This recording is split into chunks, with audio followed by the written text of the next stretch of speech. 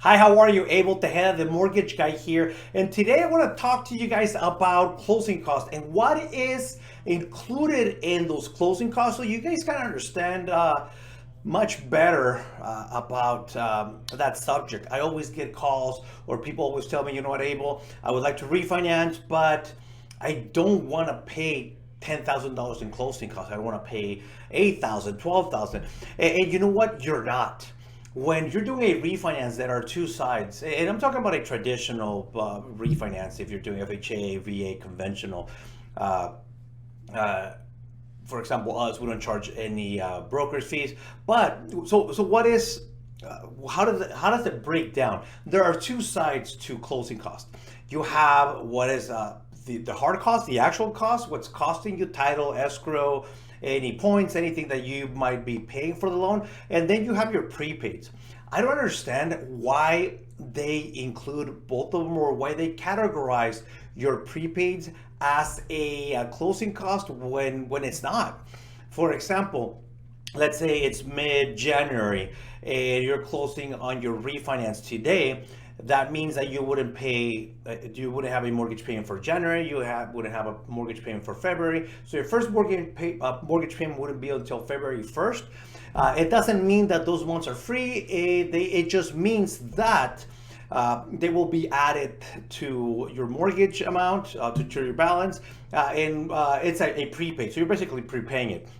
The same thing goes with your taxes and insurance. If you have an account right now for your taxes and insurance being paid with your mortgage payment, you have to close that account. And don't worry, you don't have to do it. The lender that you're refinancing with will do it for you.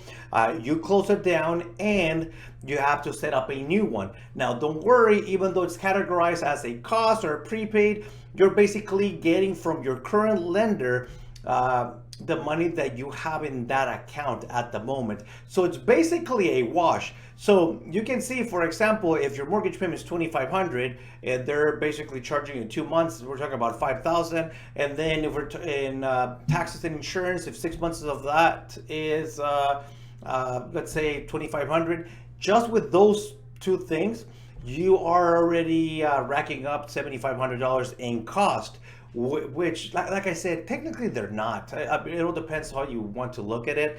But now that we're in the subject, closing costs and the lenders that pay for your closing costs. Let me tell you something. You're going to pay for closing costs one way or another. It just depends on how you want to pay for them. If you want to pay for them upfront, or the lender give you a higher rate to cover those costs. The difference is either you bite the bullet now or you pay interest over 30 years. So it's all up to you. And if you're thinking of refinancing, rates are starting to go up. I've been telling everybody for 3 months now that rates in the twos will not last, and we're already seeing those rates jumping dramatically.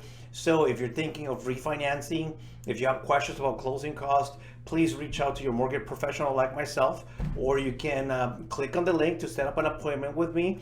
Let's do a review of your situation and see if it's even worth it for you to refinance, and then we can go from there. My phone number is 619-948-2996. Thank you, guys.